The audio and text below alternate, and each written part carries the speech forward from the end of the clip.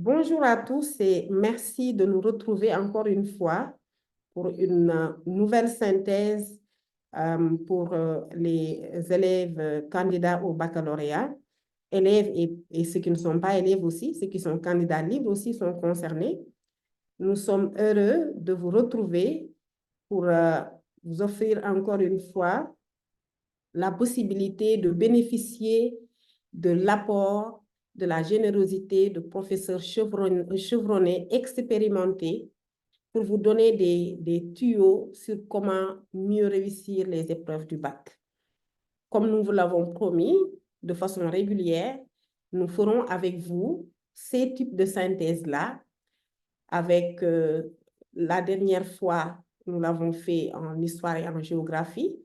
Et c'est une discipline qui va revenir parce qu'on avait traité uniquement l'introduction, le commentaire plutôt, le commentaire historique. Aujourd'hui, nous revenons avec la dissertation, avec comme thématique la technique de rédaction réussie de l'introduction d'une dissertation littéraire. Nous avons tous été élèves et nous sommes passés par là, et même jusqu'à présent, pour tous ceux qui commencent à écrire, l'introduction, c'est-à-dire les premières phrases sont toujours les plus difficiles. Souvent, quand on les réussit, on arrive à s'en sortir. Et aujourd'hui, nous avons l'honneur et le plaisir de recevoir Issa Laïdiaw, que Djouma va vous présenter tout à l'heure. Djouma Ndong, Madame Fall, professeur de français également et membre du bureau de Sénon. En tant que présidente, vous me permettrez de remercier l'ensemble des participants à ce webinaire. Quand je dis participants, je parle de ces professeurs qui ont accepté de faire cela avec nous, vraiment très gracieusement, sans rien attendre en retour, juste dans leur volonté d'aider les élèves comme ils l'ont toujours fait. Je joins à ces remerciements également Kalidoussi, ici présent, qui a eu quelques soucis techniques m'obligeant à démarrer le webinaire, parce que c'est lui qui est le chargé du côté technique de démarrer le webinaire et d'introduire les panélistes. Et Aïssatou Ndiaye, Madame Aïssatou Ndiaye, également membre du bureau de Sénom et coordonnatrice des synthèses pour cette année. Je n'oublie pas Amina Diagne, qui a gracieusement mis à notre disposition ce Zoom, raison pour laquelle d'ailleurs vous voyez sur mon nom Amina Diagne, alors que mon nom c'est Maimouna Diakhaté. Merci beaucoup Amina. Alors sans plus tarder, je vais céder la place à Djouma, qui va introduire notre panéliste du jour.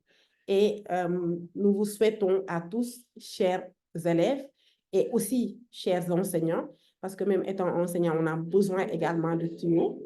Bonne session et surtout, n'hésitez pas à poser des questions ou à interpeller le panéliste sur les points qui vous semblent un peu flous. Merci beaucoup à tous.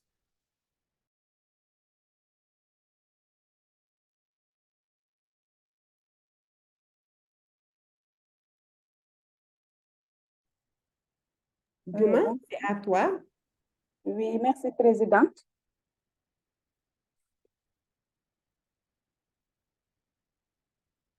Est-ce que vous pouvez désactiver ma caméra?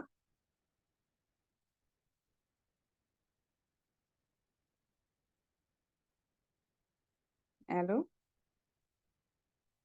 Djouma, laisse-moi une minute. Merci.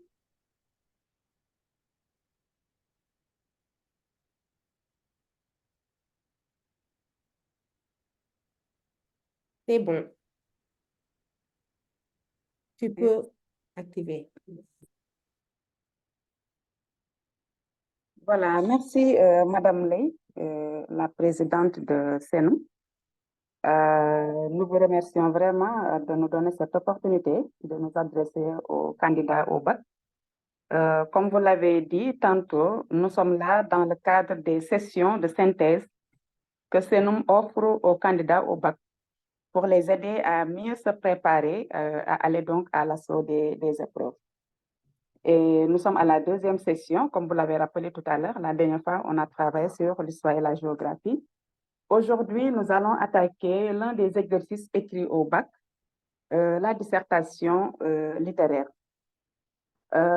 Nous remercions donc tous ceux qui sont présents, les collègues qui nous suivent, mais particulièrement les candidats et les élèves qui se préparent à l'examen. Alors, nous sommes là de retour et nous avons l'honneur d'accueillir aujourd'hui M. Issa Laye Diaw, professeur de français au lycée d'excellence de Diourbel. Mais M. Diaw n'est plus à présenter aujourd'hui parce qu'il est très connu sur les réseaux sociaux, particulièrement sur Facebook, pour avoir donc une page qui est suivie donc par des milliers d'abonnés. Alors, M. Diaw est un professeur de français chevronné qui est très généreux, d'où son pseudonyme d'honneur universel, au plus, qui aime partager généreusement ses connaissances avec ses collègues, mais particulièrement avec les candidats. Et c'est lui que nous avons aujourd'hui l'honneur de recevoir pour qu'il partage avec vous son expertise qui vous permettra de mieux comprendre certains aspects qui certainement pourraient vous échapper dans la rédaction d'une bonne dissertation. Alors, nous n'avons pas l'ambition ni la prétention de reprendre des cours déjà bien faits par nos collègues dans les classes. Mais notre objectif aujourd'hui est tout simplement, avec M. Diaw, de vous donner des astuces, des tuyaux qui vous permettraient de contourner les difficultés quand il s'agit de travailler sur la dissertation et particulièrement sur la première étape de la dissertation, l'introduction. D'où l'intitulé du sujet d'aujourd'hui, technique de rédaction réussie de l'introduction d'une dissertation littéraire. Et c'est bien de préciser, et nous allons nous arrêter un peu sur le qualificatif littéraire. Parce qu'en terminale, vous rencontrez la dissertation philosophique, vous retrouvez également la dissertation historique, mais là, il est bien question de la dissertation littéraire. Et à chaque exercice, à chaque matière, une méthodologie donc QVC. D'où l'importance de comprendre la méthodologie pour réussir l'exercice. Et c'est sur cet aspect-là que M. Diaw va vous entretenir, va donc vous aider à mieux comprendre comment s'y prendre en dissertation pour réussir cette première étape non moins importante dans l'exercice de la dissertation. Et j'insisterai surtout sur l'importance du choix. La dissertation est un exercice qui est à cheval sur deux exercices du bac, à savoir le premier, le résumé suivi de discussion. Quand on est dans la discussion, on est dans une dissertation. Et quand on est dans la dissertation littéraire également, c'est la même méthodologie qui est attendue. D'où également l'importance de suivre avec beaucoup d'attention et beaucoup d'intérêt ce que M. Diaw va partager avec vous. Donc, sans plus tarder, je laisse la parole à notre invité d'aujourd'hui, M. Issa Laye Diaw, pour donc entrer dans le vif du sujet. M. Diaw, vous avez la parole. Voilà, bonjour tout le monde. Bonsoir, selon l'endroit où vous vous trouvez actuellement. C'est un plaisir, toujours comme d'habitude, de parler de la seule chose que je sais faire, c'est-à-dire enseigner la littérature en général, les productions écrites en particulier. Voilà, Juma m'a prêté entre guillemets, prêté le flanc, parce qu'elle a parlé un peu des différentes dissertations, suivant les matières enseignées en classe. Parce que en philo, il y a de la dissertation. En histoire et géographie, il y en a aussi. Peut-être même qu'il y en a dans d'autres domaines. Voilà, mais il y en a aussi en français. À tel point que l'influence interdisciplinaire risque souvent de brouiller les élèves quant à la compréhension de cette technique. C'est pourquoi, d'ailleurs, il y a souvent de la polémique. Mais à vrai dire, la technique, elle, n'a jamais varié. Nous allons donc en parler aujourd'hui très rapidement. Je serai ensuite à l'écoute de vos questions et enfin, j'essaierai d'y répondre du mieux que je pourrai. On y va.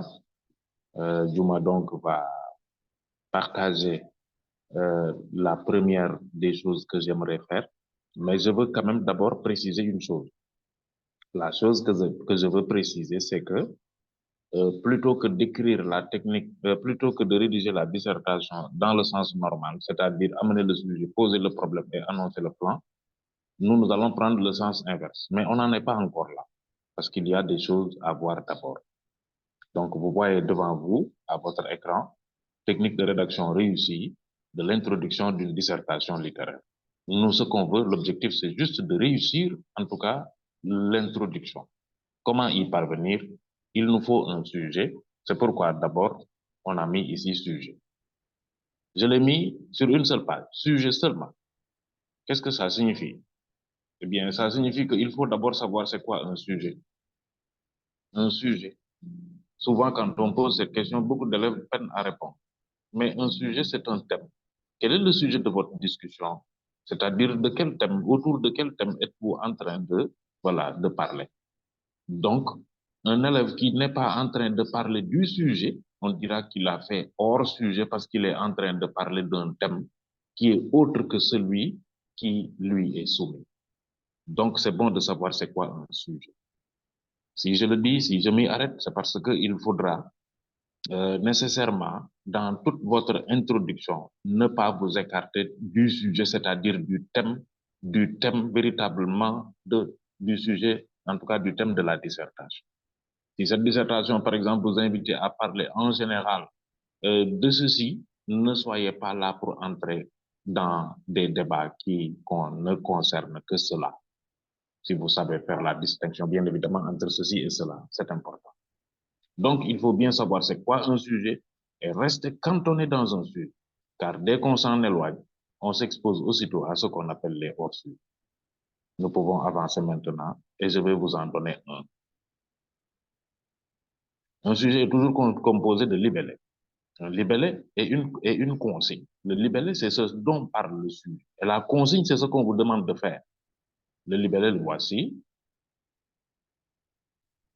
Pour se représenter l'activité créatrice du poète, Michel Maufray dit de ce dernier qu'il est un être qui s'occupe du langage, travaillant la langue comme d'autres la terre. Il coupe les phrases, attache les rimes, il s'attarde auprès des mots comme un jardinier auprès des plantes. Rien qu'à regarder ces libellés, on sait nettement que nous sommes en train de parler, en tout cas le sujet nous invite à parler de la poésie, mais ce n'est pas ça encore le thème. Mais quoi? De quoi parle-t-il de la poésie? En tout cas, d'une fonction essentielle. Et cette fonction, rien qu'en regardant les mots comme langage, comme langue, comme phrase, comme rime, comme mot, hein, on se rend tout de suite compte que nous avons affaire à ce qu'on appelle l'esthétique, c'est-à-dire le soin qu'il faut apporter à la langue. C'est donc la fonction esthétique qui se dégage dans ces propos, qui se dégage de ces propos-là. Donc, vous voyez, le libellé, il faut le questionner. Et c'est lui-même qui vous offrira des réponses. Donc, vous allez vous servir pour composer des séquences entières, parfois, de votre dissertation, de votre introduction, bien évidemment, de dissertation. Mais un sujet n'est pas seulement composé de libellés. Il est également composé de consignes. La consigne, c'est ce qu'on vous demande de faire. Qu'est-ce qu'on me demande de faire? Parce que vraiment, on vous donne un exercice avant même de lire ce qu'on vous demande de faire. Vous voulez le traiter? Mon Dieu, là, je me dis que vous êtes en train de vous, en tout cas, d'aller vers des directions ou une direction qui peut même être totalement opposée à ce qu'on attend véritablement. Donc, il faut savoir lire la consigne et savoir ce qu'elle vous demande. Qu'est-ce qu'on me demande de faire avec, par exemple, cette pelle? Est-ce que c'est pour creuser? Est-ce que c'est pour couper? Est-ce que c'est pour ceci ou cela? Mais on ne vous le demande même pas. Vous n'avez même pas su de quoi il faut parler. Et vous êtes en train de parler déjà. Moi, je me dis que vous allez trop vite en besogne. Et ainsi, vous risquez de mettre la charrue avant les bœufs. Donc, lisez cette consigne. Elle vous dit ceci. Vous examinerez d'abord ce qui fait la ressemblance de l'activité créatrice poétique à celle d'un jardinier. Vous prouverez par la suite qu'écrire ou lire un poème, c'est aussi évacuer une peine personnelle. Vous démontrerez enfin comment, en poésie, collectivement parlant, les mots peuvent lutter contre les mots. Nous voyons que cette consigne-là s'articule autour de 3 phrases. Non seulement 3 phrases, mais dans chaque phrase, il y a, en tout cas les phrases, chacune sont composées de 3 verbes. Examinerez, prouverez, démontrerez. Enfin, autre chose qu'on remarque souvent dans ces consignes dites améliorées, c'est l'emploi des connecteurs. Il y en a 3 également. Vous examinerez d'abord ce qui fait la ressemblance. Vous prouverez par la suite qu'écrire ou lire un poème. Vous démontrerez enfin comment en poésie, voilà, etc., etc. Donc, vous voyez, 3 choses qui apparaissent 3 fois. Le nombre de phrases, le nombre de verbes conjugués et le nombre de connecteurs logiques. Et tout ceci, c'est simplement pour vous orienter vers la bonne direction. Moi, je me demande comment on peut avoir une consigne aussi claire et ensuite produire une dissertation aussi floue. Là, c'est vraiment trahir ce que la consigne vous a offert. Donc, pour éviter ça, il faut bien lire la consigne, savoir connaître ses nombres de parties, mais connaître également le contenu de chacune d'elles. Vous vous rendrez compte que dans la première partie, rien qu'en lisant le mot ou l'expression activité créatrice poétique, hein, jardinier, nous connaissons les jardiniers, ce sont ceux-là qui aiment en tout cas entretenir les fleurs jusqu'à leur donner une esthétique qui peut séduire. Donc, nous sommes dans, en tout cas, la première partie nous invite à parler de l'esthétique, tandis que la deuxième nous incite à parler donc de la fonction lyrique, parce qu'on a dit une peine personnelle. Et la troisième maintenant, il y a également toujours ces mots-là qui fonctionnent comme des signaux. C'est le cas, par exemple, de lutter contre les mots, cette expression, hein, les mots, c'est-à-dire la littérature, la poésie, plus particulièrement, comment elle parvient à s'opposer au mal, un mal des mots, n'est-ce pas? C'est-à-dire une injustice. Et là, nous sommes au cœur de la fonction engagée. Donc, je récapitule rapidement. Première partie, fonction esthétique. Deuxième partie, fonction lyrique. Et troisième partie, la fonction engagée. Nous en avons fini. Nous allons maintenant nous attaquer à la rédaction proprement dite. Vous voyez, le balisage du terrain est important. On ne peut pas vous donner un sujet et tout de suite vous commencez la rédaction. Ah non, ce n'est vraiment pas recommandé. Quand on vous donne un sujet, prenez le soin de lire le libellé et la consigne, de les circonscrire tous les deux, de préparer même en tout cas une feuille de route, savoir de quoi on va parler dans cette partie-ci et dans cette partie-là, écrire voilà, un travail au brouillon. Accordez-vous 20 minutes s'il le faut, c'est nécessaire, avant de passer maintenant à la rédaction de la dissertation. Nous y sommes. On va en parler d'abord de façon synoptique et puis de façon plus détaillée.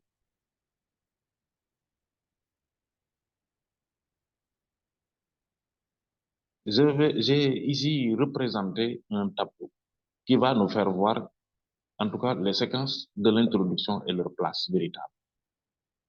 Regardez bien, vous vous rendrez compte que ce tableau est composé de 3 entrées. Les parties, les sous-parties et des modèles. Malheureusement, je n'ai pas eu le temps de produire des modèles. Alors, j'ai beaucoup travaillé. J'espère que vous ne m'en voudrez pas. Si vous observez les parties, on en a combien? Combien en a-t-on?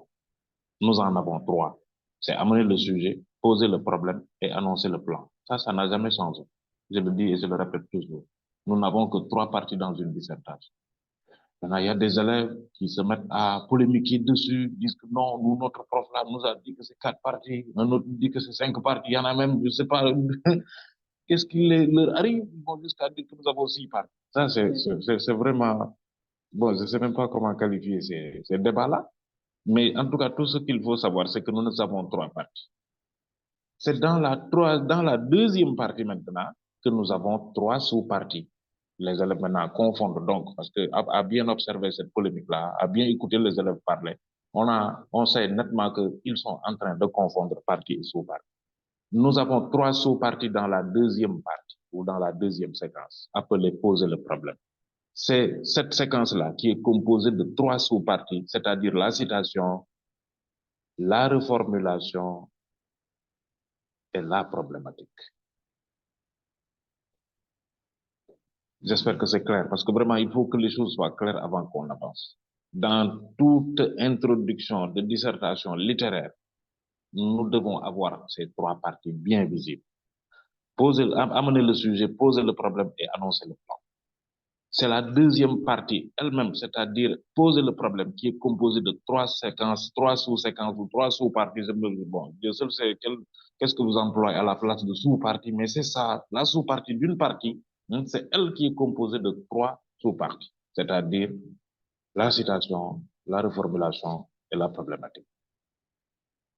Maintenant, nous allons nous adonner à la rédaction proprement dite. Mais avant d'y aller, j'aimerais en tout cas entretenir avec vous un contrat d'indulgence. Je ne sais pas comment il faut l'appeler, mais c'est le terme moi que je préfère. C'est-à-dire que nous avons l'habitude, nous, de produire des dissertations allant du haut vers le bas. C'est-à-dire amener le sujet, poser le problème et annoncer le plan. Nous, maintenant, cette fois-ci, on va prendre le sens inverse. On va commencer par rédiger le plan. Ensuite, on va apprendre à rédiger la deuxième séquence qui est composée de ces 3 sous-séquences-là ou sous-parties. Et enfin, la première séquence. C'est ça que j'appelle contrat d'indulgence. Donc, suivez-moi. C'est comme ça que je compte expliquer la technique avant d'en venir véritablement à la raison pour laquelle l'idée m'est venue de produire cette introduction dans le sens inverse. Bien évidemment, c'est un travail qui se fait au brouillon. C'est lorsque viendra le moment de rédiger concrètement notre introduction que nous ne mélangerons pas les parties, nous les structurerons exactement selon leur ordre habituel. J'espère qu'on s'est bien fait comprendre.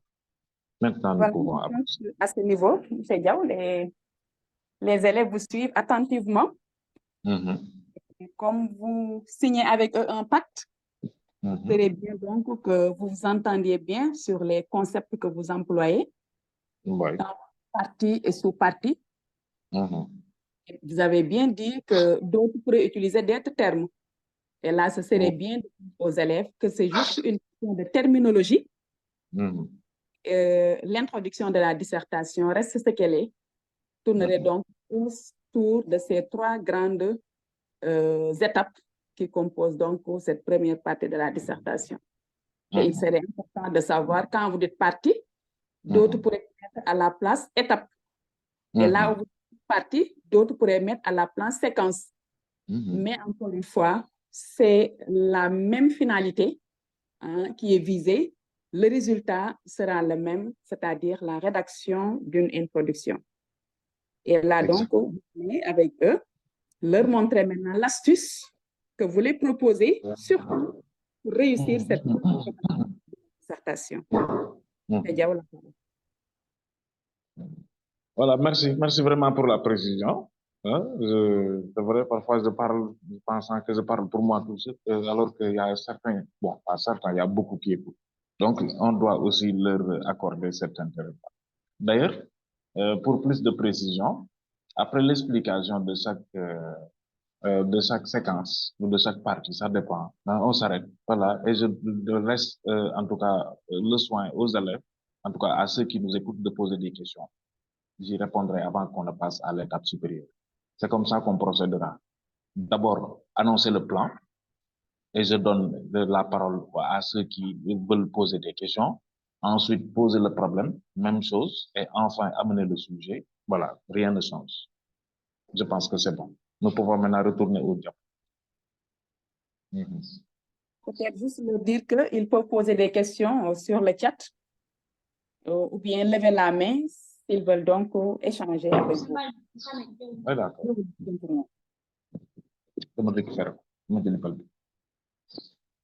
C'est bon, on peut y aller. Maintenant, retournons au diapo.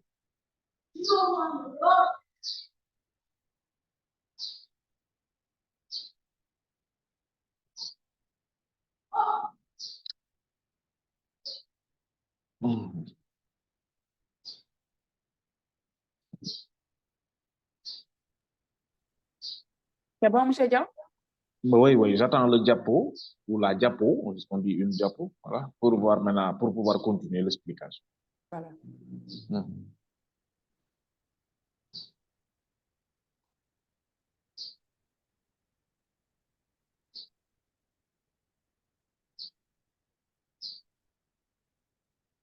Il faut partager la diapo. Annoncer le plan. Répétition de la consigne plus facile mais moins recommandée. C'est ce qui s'affiche à l'écran. C'est partagé. Nous, on ne voit pas. Moi, je ne vois pas la diapo. Ah, c'est Bizarrement. sur l'écran. Hmm. C'est pas un problème de connexion. C'est juste un problème de connexion, certainement. Ah, d'accord. Mais puisque on les a déjà habitués au diapo pour procéder à l'explication, je ne peux pas faire autrement. Donc, je préfère vous attendre. Oui, tu peux y aller. Là, c'est affiché, annoncer le plan. Restitution de la consigne, 2 points, plus facile, mais moins recommandé. Peut-être tu peux expliquer cette première étape. Oui, mais moi, je ne vois pas la diapo. Je ne l'ai pas sous les yeux. Je peux expliquer sans la diapo, mais mon problème, c'est avec ceux qui m'écoutent, ceux à qui, voilà. Ils suivent, ils voient. Ils voient. Si eux, ils voient, c'est bon. Ils Ça voient. dépend. Voilà. Voilà. Allez-y. Ok, ça marche. Seulement, moi, je ne vois pas. Et on m'a déshérité de la diapo, c'est pas sérieux, ça. Hein? Voilà.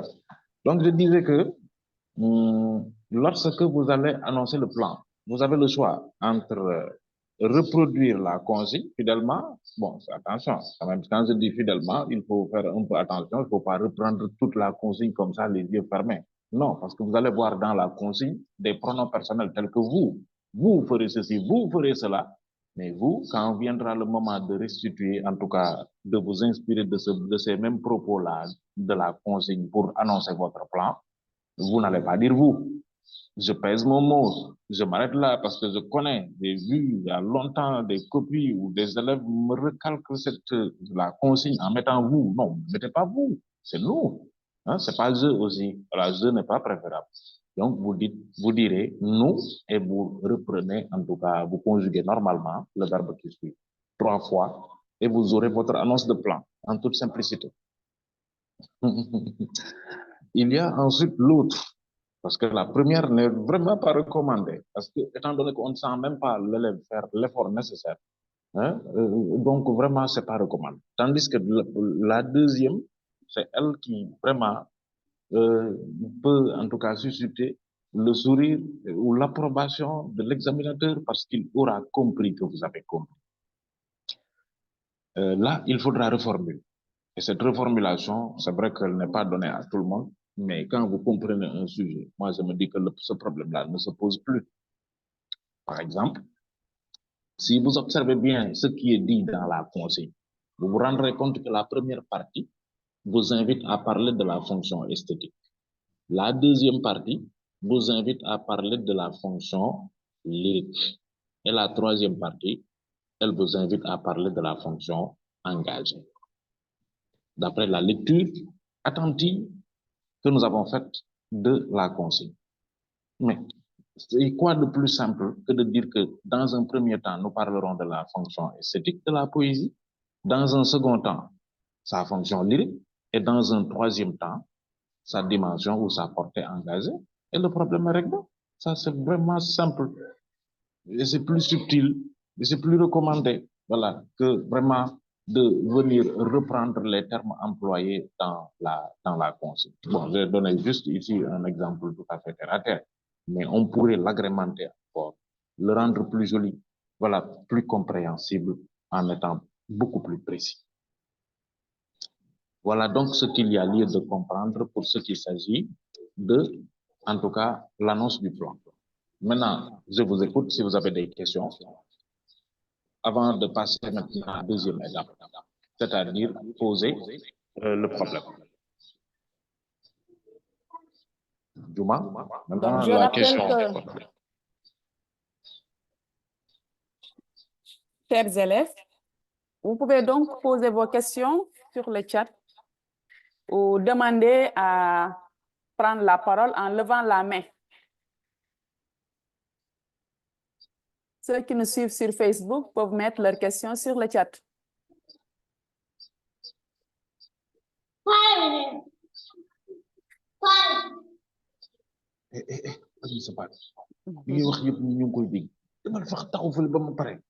Ah non.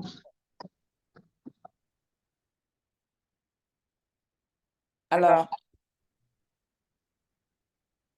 il y a une question de Biranba sur le chat. Alors, donc,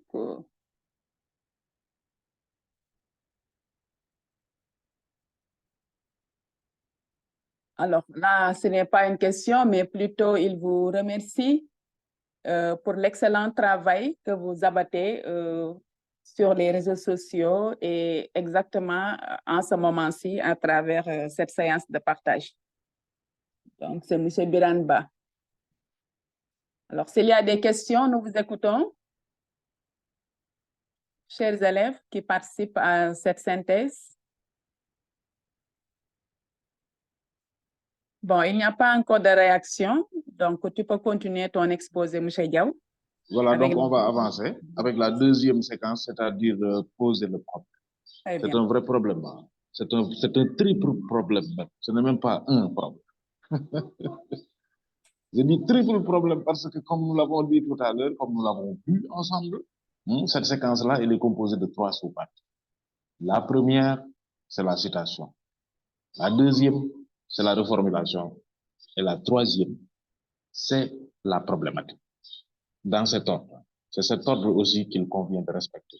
Ne le perturbez pas, ne l'inversez pas. On y va. Donc, la citation. C'est quoi la citation? Douma. La citation, elle consiste, Douma. Oui. La citation, je ne vois pas la citation, mais je peux quand même avancer. La citation, elle consiste tout simplement à reprendre les termes employés par l'auteur. Néanmoins, prenez le soin d'employer un terme qui permet en tout cas de savoir que, voilà, de savoir que vous êtes en train de citer des propos qui ne sont pas de vous. Effectivement. Et pour ça, il faut les encadrer ces paroles-là, c'est-à-dire les mettre entre guillemets. Voilà. Il y a Césaire, par exemple, qui dit que ma bouche sera la bouche des malheurs qui n'ont point de bouche. Vous allez dire simplement, c'est dans cette mouvance, vous voyez, ce petit terme-là qui est très important, qui permet un peu, en tout cas, de faire comprendre que vous êtes en train de faire le lien entre la première séquence et la deuxième. C'est dans cette mouvance que Césaire affirme 2 points, vous ouvrez les guillemets et vous introduisez la citation avant de fermer les guillemets. Donc, il faut encadrer les paroles de l'auteur que vous avez identifiées dans la consigne, dans cette citation-là. C'est cette partie-là qu'on appelle la citation. Restituez-la avec fidélité. Que dit l'auteur? C'est ce qu'il dit exactement que vous reprenez entre guillemets. Voilà, ne changez rien du tout. Pour le deuxième, c'est-à-dire la deuxième sous-partie, c'est ce qu'on appelle la reformulation. Voilà. On appelle reformulation, c'est simplement le fait de dire les choses avec nos propres mots. Voilà. Dites exactement ce que l'auteur a dit, mais avec vos propres mots. Qu'est-ce que l'auteur qu'est-ce que l'auteur a voulu dire? On a oublié de corriger ce petit détail-là. Qu'est-ce que l'auteur a voulu dire? Ce qu'il veut dire, si on le redit, on a réussi à reformuler, surtout quand on emploie nos propres termes. Il y a enfin ce qu'on appelle la problématique. C'est une question centrale. Il faut simplement se poser cette question-là. Quelle est la question qu'on a posée à l'auteur au point qu'il réponde en disant ce qu'il a dit dans le sujet? C'est un vrai problème, la problématique. Parce que souvent, c'est des élèves qui m'interpellent comme ça et qui cherchent à savoir c'est quoi une problématique. La problématique, c'est simplement une question dont on trouve là ou les réponses dans toutes les composantes du devoir. Voilà, c'est une question centrale. Voilà, dont maintenant, en tout cas, les embranchements se retrouvent disséminés dans toutes les autres composantes du corps du développement, comme je l'ai dit. Ça aussi, ça nécessite beaucoup de travail. Souvent, je dis à mes élèves, mettez-vous dans la position d'un journaliste qui a tendu le micro, en tout cas, il a tendu le micro à l'auteur des paroles et il lui a posé une question. L'auteur a répondu en disant ce qu'il a dit dans la consigne, dans le libellé, pardon. Maintenant, il faut juste se demander quelle est la question qu'on a posée à l'auteur pour qu'il dise ce qu'il a dit.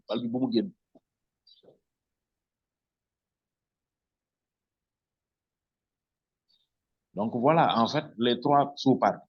La citation, la reformulation et la problématique. C'est très important. Donc, après cette deuxième séquence-là, voilà, je m'attendais aussi à des questions. S'il n'y en a pas maintenant, j'attaque la dernière, c'est-à-dire amener le sujet. Alors, toujours pas de réaction sur le chat, pas de main levée non plus. Mais comme vous l'avez dit tantôt, tout dans la dissertation et dans la problématique. Parce que le plus souvent, les élèves se précipitent toujours à dire sujet bi tojoon nañ ko classe dès qu'ils voient le propos. Alors qu'à un propos donc peut être assujetti à plusieurs problématiques. Et d'où la nécessité, encore une fois, de bien lire le sujet, d'en cerner le contour, n'est-ce pas, pour donc éviter la mention hors sujet sur la copie. Et là, donc, vous en êtes à la dernière étape de l'introduction, amener le sujet. Oui, amener le sujet. Voilà. Je peux y aller? Voilà, Oui, allez-y. okay. Voilà, quelle est la pertinence maintenant de notre inversion? Parce que nous sommes arrivés au terme de notre travail. C'est-à-dire, eh bien, normalement, on doit commencer par amener le sujet, poser le problème et annoncer le plan. Mais Oui. moi, j'ai pris le sens inverse. Pourquoi je l'ai fait? C'est parce que il y a des élèves, lorsqu'on leur donne un sujet de dissertation, après qu'ils l'aient lu, qu'ils aient lu donc le sujet, ils ont des problèmes pour commencer à écrire. Je sais ce que j'ai dit. Il y en a qui restent parfois 10 à 15 minutes, mâchonnant leur stylo là, ne sachant quoi écrire. À cela, je propose ce remède-là, entre guillemets, bien évidemment. C'est-à-dire de gagner du temps, de commencer à écrire, à annoncer le plan dans le travail au brouillon, bien évidemment. C'est au brouillon que tout ça là se fait. C'est après, pour une mise au propre, que nous allons reprendre l'intégralité de l'introduction, mais sans inverser quoi que ce soit, voilà, sans omettre une seule séquence, bien évidemment. Donc, à ces élèves-là qui ont des problèmes pour démarrer, ces élèves-là qui ont des problèmes pour amener le sujet, eh bien, ne touchez pas à amener le sujet, inversez, commencez par annoncer le plan, évoluez ensuite en posant en posant le problème. Et une fois maintenant que vous avez ces deux réunis, cherchez à dire quelque chose. L'essentiel est que cette chose que vous aurez à dire ait un rapport avec véritablement le sujet. Le sujet, je l'avais dit tout à l'heure, c'est-à-dire le thème dont on parle. Dès que vous êtes en train de parler d'un thème et que vous essayez de rattacher les propos émis sur ce thème à ceux de l'auteur dans le sujet de dissertation, moi je me dis que vous avez réussi à amener le sujet. Il n'y a pas de règle. La seule règle consiste simplement à parler de choses ayant un rapport étroit avec ce dont il faut parler tout au long de la dissertation. Nous avons, voilà, donc il faut juste faire le lien entre l'amorce et les autres séquences de l'introduction en général. Et bien évidemment, à la citation qui va venir, la citation de Moufret en particulier. Dès que vous réussissez ça, moi je me dis que non, l'objectif est atteint. En tant que correcteur, j'approuve et j'avance. Maintenant, il faut beaucoup d'exercice. Ayez l'habitude de vous exercer. Parce qu'il y a beaucoup de techniques qui permettent en tout cas de réussir plus aisément à amener le sujet. Il y a par exemple la technique de la polémique. Elle est la plus simple. Je lis parce que je l'ai écrit tout à l'heure là dans mon cahier. Pour la technique de la polémique, j'ai écrit ceci. Pour ce qui s'agit de la véritable fonction de l'art poétique, la polémique enfle souvent entre écrivains ou entre lecteurs. Si pour les uns, la poésie doit être engagée, pour d'autres, elle est propre au sentiment. Pour d'autres encore, elle est avant tout une affaire de style. Vous vous rendrez compte que, en parlant de la véritable fonction de l'art poétique, j'ai parlé d'une polémique. Une polémique, c'est-à-dire, en tout cas, un sujet de conversation, une opinion, voilà, qui n'est pas partagée. Les gens ne s'entendent pas. Les uns pensent ceci, d'autres pensent cela. Maintenant, eh bien, les uns prennent parti. En tout cas, les uns sont pour, en tout cas, le fait, par exemple, que la poésie doit être, en tout cas, exclusivement liée en tout cas, à l'engagement. Pour d'autres, elle doit être lyrique. mais pour d'autres également, elle doit être avant tout une affaire de style, c'est-à-dire esthétique. Ce sont les trois parties que nous avons découvertes dans notre, disons, quand nous avons lu la consigne. Quand on a lu la consigne de la dissertation, nous nous sommes rendus compte en fait que, ok, ce sont ces trois parties-là. Maintenant, vous les inversez. Plutôt que d'avoir fonction esthétique, 2, fonction lyrique, 3, fonction engagée, maintenant vous inversez. Vous aurez 3. Le 3 maintenant devient le 1, le 2 reste le 2 et le 1 devient le 3. Le 1, c'est-à-dire les propos de l'auteur. Et ensuite, dès qu'on finit de parler et que ces propos de l'auteur-là se trouvent exactement à la fin de la première séquence, mais ça devient beaucoup plus simple après de faire le lien. De dire que c'est dans cette dernière mouvance-là, c'est-à-dire la fonction esthétique, il faut inscrire les propos de l'auteur qui pense que, et hop, vous aurez également réussi cette séquence. C'est ce qu'on appelle la technique de la polémique. Merci beaucoup, M. Diaw, pour ce partage d'expertise. J'espère que les candidats qui nous suivent ont très bien compris votre approche qui consiste juste à leur faciliter le travail. Parce que dans ce que vous venez de dire, vous leur proposez dans la rédaction de l'introduction de la dissertation littéraire de commencer par ce dont ils disposent, c'est-à-dire le plan qui est déjà dans la consigne, poser le problème parce qu'ils ont déjà le propos dans le sujet, qu'ils peuvent reformuler, et dès qu'il y a reformulation, on suppose que le sujet est compris. Et dès l'instant qu'ils commencent par les éléments dont ils disposent, il sera donc plus facile pour eux de réussir la première étape de l'introduction, c'est-à-dire amener le sujet, qui est la partie la plus difficile. Parce que c'est là où il faut éviter vraiment de donner sa position.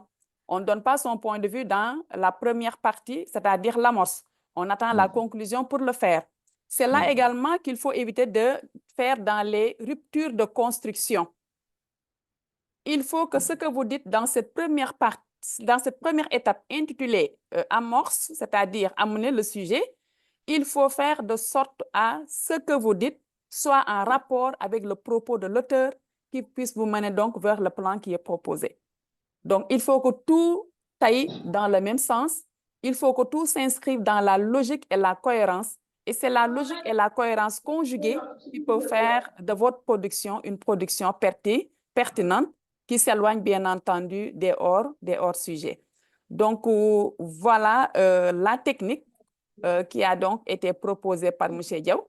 La technique donc de l'introduction, moi je vais l'appeler inversée.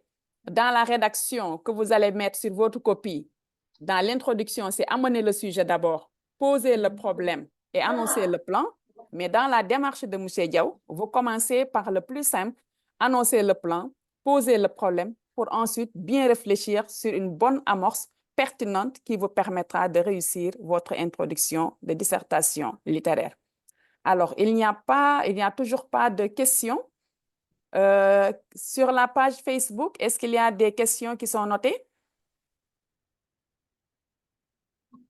Allô, Aïssatou? Ou Maïmouna? Ou Khalidou? Non, il n'y a Est-ce aucune que question. sur la page Facebook, il y a des questions? Non, il n'y a aucune question. Donc, vous pouvez poser des questions à M. Diaw qui vont peut-être servir aux élèves aussi. Oui. Très bien. Alors, M. Diaw, si je suis bien votre logique, je me mets dans la peau du candidat qui doit se préparer à l'examen, quelle astuce pourriez-vous me proposer pour vraiment réussir cette première étape plus difficile dans l'introduction, c'est-à-dire l'amorce? Comment faire vraiment pour camper le débat à partir d'une bonne amorce dans une dissertation littéraire? À vous écouter, j'ai l'impression que vous comprenez mieux ce que je veux dire que moi-même. Étant une vraie pédagogue, voilà, vous savez lire entre les lignes, comprendre entre les mots et savoir exactement ce que je veux dire. C'est très bien. Maintenant, c'est cette première technique-là qui peut bien marcher, c'est-à-dire la polémique. Mais il n'y a pas que la polémique. Il y a aussi la technique de la thématique, c'est-à-dire parler du général au particulier, partir du général au particulier. J'en ai écrit également un ici, je vous l'expose. Il faut entendre par esthétique tout ce qui, en littérature, est relatif au style, à l'écriture, aux soins à apporter à la langue. Je relis encore. Il faut entendre par esthétique tout ce qui, en littérature, est relatif au style, à l'écriture, aux soins apportés à la langue. C'est en vertu de cette considération, c'est-à-dire le soin à apporter à la langue. Hein? C'est en vertu de cette considération que certains restent convaincus que la poésie est avant tout esthétique. C'est le cas de... Voilà, et on entre maintenant dans la deuxième séquence. C'est le cas de Maufray qui affirme. Et vous restituez sa citation? Quoi de plus simple? Oui. Donc, de découvrir, quoi de plus simple que de découvrir le thème à aborder dans le sujet et d'en parler d'après ce que nous en savons, tout en créant, en tout cas, ce lien indispensable avec la citation de l'auteur. Ça aussi, c'est une autre technique qui marche très bien. Merci, M. Diaw. Que conseillez-vous maintenant à ce candidat-là qui choisit d'amener le sujet à partir d'une citation? Ah, moi, je trouve ça très risqué. Ça se fait, hein, ça se fait, que l'élève démarre par une citation. Mais moi, je me demande une chose souvent. La citation, à quoi sert-elle? Est-ce qu'elle ne sert pas un peu à expliciter une idée? On me dira oui. Eh bien, est-ce que l'introduction maintenant est l'endroit de débattre de ce qui peut expliciter une idée? Là, il y a un problème. Quel est le meilleur endroit, ou en tout cas l'endroit idéal où l'élève maintenant vraiment doit donner une citation? L'endroit idéal, l'endroit vraiment où quand il le met là-bas, personne ne lui fait aucun reproche. Ils me diront que c'est dans le développement. Donc, pour ne courir aucun risque, parce qu'il y a certains qui aiment, d'autres qui ne préfèrent pas, ça dépend selon les examinateurs, selon leur école, les universités d'où ils proviennent, ce qu'ils ont appris, voilà, ça dépend, puisqu'on ne sait pas qui est le correcteur. Mieux vaut en tout cas le mettre à un endroit où il n'y a pas de débat, où il n'y a pas de polémique. Et ce meilleur endroit-là, pour moi, avec raison gardée, c'est dans le développement. Très bien. Merci, M. Diaw. Voilà, je pense qu'on a fait le tour. Il est 18h04. Je regarde ma montre. Et donc, 18h moins 5 minutes. Voilà, alors, peut-être on peut avancer encore un peu avec une dernière question. Pourquoi pas? N'est-ce pas? D'autant plus qu'il n'y en a pas dans le chat. Sur Facebook également, une question n'est pas encore signalée. Alors, on va revenir sur la consigne améliorée. Vous l'avez dit tout à l'heure, dans l'exemple que vous avez proposé, le sujet que vous avez proposé, dans la consigne, on voit 3 phrases, 3 verbes et 3 connecteurs logiques. Est-ce à dire que toutes les consignes sont libellées de la sorte? Ah non, c'est pas évident. Et maintenant, dès qu'on transforme un peu ce modèle, il y a par exemple il faut le dire, hein, disons les choses telles qu'elles sont. Il y a des examinateurs qui disent que non, ça c'est pas une consigne améliorée. Et pourtant, si, parfois ça peut l'être sans pour autant qu'on ait à employer ces connecteurs ou en tout cas tous ces verbes-là. Je vous donne un exemple. Par exemple, pour ce même sujet-là, on peut formuler la consigne de cette façon.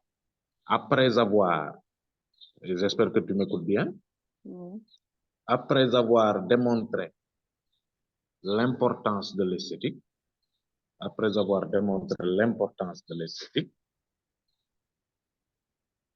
virgule, vous parlerez de celle attachée, c'est-à-dire d'une autre importance, cette fois-ci attachée au sentiment personnel. Attaché au sentiment personnel. Par exemple. Et pourtant, là, nous restons toujours dans ce qu'on peut considérer comme une consigne améliorée. Alors qu'il n'y a pas ces trucs-là, d'abord, ensuite, enfin. Il n'y a pas ces verbes-là qui sont nombreux chaque fois, qui ont été multipliés. Et pourtant, nous restons dans ce qu'on appelle la consigne dite améliorée. Ça dépend, hein, parce que vraiment, la compréhension de ce terme-là est très relative. Les uns peuvent le prendre comme ceci, d'autres le prennent comme cela, mais toujours est-il que consigne améliorée, c'est exactement ce qui est différent de ce à quoi nous, l'ancienne génération, avons été habitués. Tu te rappelles, nous, quand on nous donnait un sujet de dissertation, on mettait quoi en bas? Expliquer, Commenter, discuter. discuter. Qu'en pensez-vous? Point barre. Finalement, on s'est dit que oui, mais qu'en pensez-vous? Si l'élève ne dit, je n'en pense rien. Est-ce que l'élève là a tort? Il n'a pas tort parce qu'il aura dit exactement que, voilà, il ne pense rien de ce qu'on voudrait lui dire. En tout cas, ce qu'on veut montrer avec les consignes dites améliorées, c'est pour guider l'élève, non pas lui faire porter des œillères, mais quand même l'orienter vers la bonne direction afin qu'il puisse mieux circonscrire le sujet. Maintenant, je pense qu'il y a lieu de revoir certaines questions pour que vraiment on harmonise tout et qu'il n'y ait à l'avenir plus de polémiques à ce sujet. Voilà. Alors, pour finir, M. Diaw, quel conseil donnez-vous à ces candidats ou bien à ces élèves de manière générale qui prennent ce qu'on appelle des productions toutes faites, qui les portent en bandoulière et qui veulent les calquer à tout sujet de dissertation? Je m'explique. Par exemple, vous avez là ce propos de Michel Mauffret. Est-ce à dire qu'à chaque fois qu'il tomberait sur un propos de Michel Mauffret, le plan doit contenir les 3 parties que vous venez d'évoquer, l'esthétique, le lyrisme et l'engagement? Que dites-vous à ces candidats-là, pour finir? Non, mais chaque sujet avec sa réalité. On peut vous donner, par exemple, la même citation de Mauffret, mais avec, par exemple, une consigne différente. Maintenant, vous lisez ce que dit Mauffret et vous pensez tout de suite que voilà, c'est le sujet-là qu'on nous avait donné en classe, que j'ai appris par cœur, que je peux restituer. Bon, l'élève le fait, il se trompe lourdement, il se gourre d'ailleurs. Hein? Vraiment, ce n'est pas recommandé. Chaque sujet avec sa réalité. Et il n'y a pas d'introduction prêt à porter. Si je crie comme ça, je parle haut et fort, c'est parce que beaucoup d'élèves pensent que non, moi, voilà, c'est ce que j'ai écrit ici comme amener le sujet. Ça peut marcher dans tout sujet, surtout dans les sujets portant sur la poésie. Ce n'est pas de cette façon-là qu'on apprend. Soyons sérieux. Et ces élèves-là, qu'est-ce qu'ils font? Soit ils l'apprennent par cœur, ou bien ils écrivent ça sur un bout de papier et ils attendent maintenant le jour du devoir, de l'examen, etc. Et ils sortent ça, reproduisent ça textuellement et pensent qu'ils ont accompli un bon travail. C'est faux, c'est totalement faux. D'accord. Je Alors suis là, écœuré quand je vois ces genres de comportements-là. Moi, je pense que l'élève, il doit produire sa propre introduction selon ce qu'il a appris de la technique et selon ce qu'il sait de ce dont en tout cas, on veut qu'il parle. Voilà, chers candidats, je pense que donc vous tiendrez compte de ce conseil avisé de M. Diaw. Alors là, nous avons quelques questions qui s'affichent sur le chat. Alors, la première question, c'est comment éviter le piège de la consigne améliorée qui facilite l'introduction. Et elle s'explique, l'élève introduit très bien, mais son développement est vide. Il y a des élèves qui pensent que voilà, la dissertation se résume à l'introduction. On sait bien introduire et hop, le problème est réglé. Voilà, ça marche, ça très bien. Maintenant, ça va très bien. J'aurai 14, voilà, parce que vraiment, c'est mon introduction, toute ma fille. Ça ne se passe pas comme ça. Je suis désolé. L'introduction, je me dis même que c'est 1000 fois rien comparé au corps du développement, c'est-à-dire là-bas où on va examiner votre approche et savoir si la démarche est cohérente ou pas. Donc, l'introduction, ce n'est absolument rien. C'est vrai que c'est important. C'est la première étape, c'est la première impression, c'est même le premier contact que vous établissez avec l'examinateur. Mais de là à croire que vraiment, quand on rédige bien une bonne introduction, c'est fini, on a la moyenne. Non, ça ne se passe pas comme ça, je suis désolé. Et les consignes là sont très importantes. Il faudra les respecter. Et voilà, et avancer maintenant, parce que ça va surtout vous servir dans le corps du développement, pas dans l'introduction tellement. D'accord. Alors, une autre question, si l'élève, et là, cette question revient à l'interpellation que j'ai faite tout à l'heure, si l'élève est bien outillé et à l'aise dans la rédaction, est-ce qu'on peut lui reprocher de partir d'une citation, par exemple, pour amener le sujet? Ça nécessite beaucoup de tact. J'ai dit que c'est possible de ne pas rejeter, en tout cas, cette forme-là, cette façon d'introduire.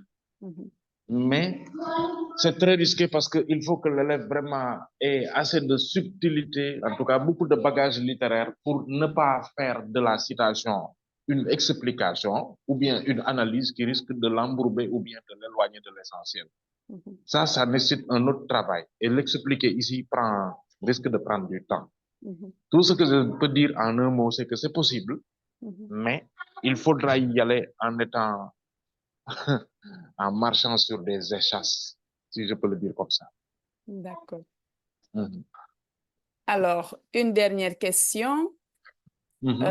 Quelle problématique proposerez-vous pour ce sujet, c'est-à-dire celui que vous avez donné dans l'explication, dans votre exposé? Oui, ben, quand on observe, quand on écoute Mauffret parler, mais quelle question lui aurait-on posé? En toute logique, quelle est la question qu'on lui aurait posée? On lui aurait certainement posé, ben, à quoi sert la poésie? À quoi servent tes vers? Pourquoi t'adonnes-tu, par exemple, à la poésie? Mais c'est cette question justement qui sert maintenant de problématique. À quoi la poésie sert-elle? À quoi l'art poétique est-il voué? Voilà, à quoi lui vous, voilà, les gens maintenant donnent à l'art telle fonction, d'autres donnent à l'art telle autre fonction. Finalement, quelle est la fonction véritable qu'il faut attribuer à l'art? Je viens de multiplier les formulations de cette problématique-là pour dire que elle peut être formulée de différentes façons, mais l'essentiel est que la question centrale soit là. Une question dont les réponses se trouvent disséminées dans les composantes du devoir. Regardez par exemple ma question là. À quoi l'écrivain, ou en tout cas le poète, destine-t-il ses vers? Nous trouverons la réponse dans la première partie. Pour les uns, c'est la fonction esthétique. Pour les autres, c'est la fonction engagée. Et pour d'autres encore, non. Pour les autres, c'est la fonction lyrique. Et pour d'autres encore, c'est la fonction engagée.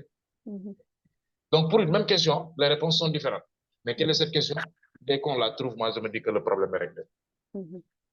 Voilà. Voilà, je pense qu'on a fait le tour des questions sur le chat. Sur Facebook, est-ce qu'il y a des questions qui sont signalées? Monsieur Si, Madame Yaye? Non, sur Facebook, il n'y en a pas encore. Alors, merci beaucoup, Monsieur Si. Monsieur Diaw, donc, il n'y a pas de questions sur Facebook, mais moi, j'aimerais vraiment qu'on revienne encore sur cette question de Monsieur Seignan. Si l'élève est bien outillé et à l'aise dans la rédaction, est-ce qu'on peut lui reprocher de partir d'une citation, par exemple, à mener le sujet? Je pense que là, c'est vrai, comme vous l'avez dit, c'est risqué, mais c'est bien possible qu'un élève donc puisse le faire. L'essentiel est qu'on puisse donc l'aider à y arriver. Est-ce que vous avez, voilà, est-ce que vous avez quelques tuyaux ici à donner à ces élèves-là qui seraient tentés par cette amorce qui serait vraiment des plus pertinentes quand même, il faut le reconnaître? Ah oui, je suis tout à fait d'accord. Maintenant, l'astuce, est-ce que si je l'enseigne, les élèves, ou en tout cas ceux qui m'écoutent, vont comprendre et ensuite vont s'en servir? C'est ça aussi le problème, parce qu'il y a un travail d'entraînement à faire du point de vue du style. Essayez toujours de leur donner. Ils en feront bon usage, certainement. C'est comme par exemple ce qu'on entend ici chez, comment dirais-je, les propos de Mauffret, n'est-ce pas? Voilà, ces propos de Mauffret-là, il faut maintenant trouver une autre citation qui lui ressemble beaucoup. C'est le cas, par exemple, en tout cas, la première qui me vient ici à l'esprit, ce sont les propos de Boileau. Ce que l'on conçoit bien s'énonce clairement. Et les mots pour le dire arrivent aisément. Il l'a dit, par exemple, particulièrement dans l'art poétique, 1674. Et quand il le dit maintenant, parce que quand on observe bien cette citation, on se rend compte que l'auteur veut dire, en tout cas, aux poètes qu'ils doivent donner beaucoup de crédit, beaucoup d'importance, en tout cas à la conception de leur vers. Ce que l'on conçoit, tu as entendu le verbe, ce que l'on conçoit bien s'énonce clairement. Quand vraiment on a bien conçu la chose qu'on veut dire, vraiment, elle coule de source. Et on a l'impression que c'est cette conception-là que nous retrouvons également chez Mauffret. Lorsqu'il affirme 2 points, et ensuite vous restituez les paroles. Très bien. Mais est-ce que ces élèves ont assez de bagages? Bon, je ne les sous-estime pas, pas du tout. Est-ce qu'ils ont assez de bagages pour que quand on leur donne un sujet de dissertation, qu'ils puissent se rappeler en tout cas une citation qui lui est semblable pour démarrer? Donc, soyons optimistes, donc ayons confiance en nos candidats. En tout cas, c'est celui qui pose la question a été très précis. Il a dit si l'élève est assez bien outillé, c'est la condition. Voilà, donc osons espérer que parmi nos candidats, il y en a quand même d'assez subtils pour faire bon usage de ce type d'amorce quand même qui serait très pertinent. Donc, comme vous l'avez dit, l'essentiel donc est de ne pas faire dans la rupture, mais de choisir et de bien choisir la citation. Et quand on dit bien choisir, l'exactitude doit y être. C'est-à-dire la citation doit être exacte. Les références doivent être complètes. Citation complète, exacte, avec l'auteur. Ne pas faire donc dans la tafiyangal comme on dit. Voilà, Boileau, c'est l'auteur. Voilà, L'œuvre, très bien. L'œuvre, c'est, comment dirais-je, l'art poétique. L'art La date poétique. de publication, même si on peut donner, c'est encore super. C'est-à-dire 1674. Très bien. Un Donc, an après merci, M. Diaw. Merci, chers internautes qui nous suivez. Nous voici donc au terme de cette séance de synthèse qui portait donc sur la technique de dissertation littéraire réussie. Et là, M. Diaw a partagé avec vous des tuyaux qui vous permettraient vraiment de mieux réussir la dissertation et particulièrement l'introduction. Parce qu'il réussit la dissertation littéraire, réussit en même temps la discussion qui suit le résumé de texte. N'est-ce pas? C'est la même méthodologie qui est appliquée. Donc, nous remercions encore une fois M. Diaw pour sa disponibilité, pour avoir accepté de partager avec vous ces moments. Encore une fois, l'objectif n'était pas de refaire des cours ou bien de remettre en cause des cours déjà faits dans les classes, mais nous voulions juste apporter notre touche à l'édifice, vous aider à contourner les difficultés pour donc bien réussir votre examen. Donc, merci à tous ceux qui nous suivez. On se donne rendez-vous très prochainement pour d'autres séances de synthèse en vue donc de vous accompagner. Mouché Diaw, est-ce que vous avez un dernier mot? Le seul dernier mot, c'est d'encourager les élèves. Voilà. Et de leur souhaiter bonne chance, voilà, pour la réussite au bac. Et toutes les nobles entreprises, voilà, tous les nobles projets qu'ils veulent entreprendre. C'est toujours beaucoup. un plaisir. Voilà, c'est toujours un plaisir chaque fois qu'on m'appellera et que j'aurai le temps. Je serai tout le temps présent. Merci beaucoup, Voilà. M. Diaw. Madame Ley, à vous la parole. Merci beaucoup, Djouma. Merci, M. Diaw. Je le disais tout à l'heure sur WhatsApp, c'était un vrai délice pour le professeur de français que je suis de vous écouter parce que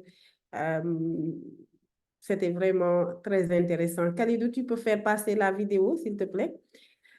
Donc, c'était vraiment, vraiment très intéressant, très instructif. Et je ne doute pas une seule fois que comment dirais-je encore, que les élèves, même si, il faut le reconnaître, peut-être que certains ne se sont pas connectés parce que peut-être ils sont pris dans des cours de renforcement ou autres, ou des révisions parce que c'est la période des évaluations.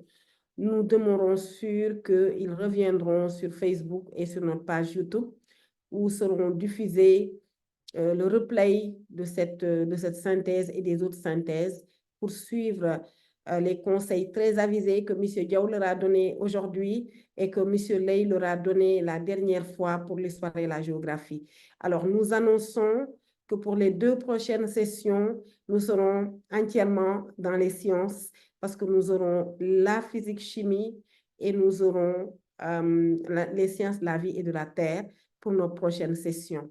Donc, merci encore une fois à tous pour votre fidélité et nous vous donnons rendez-vous, comme l'a dit Djouma, très, très prochainement. Merci beaucoup.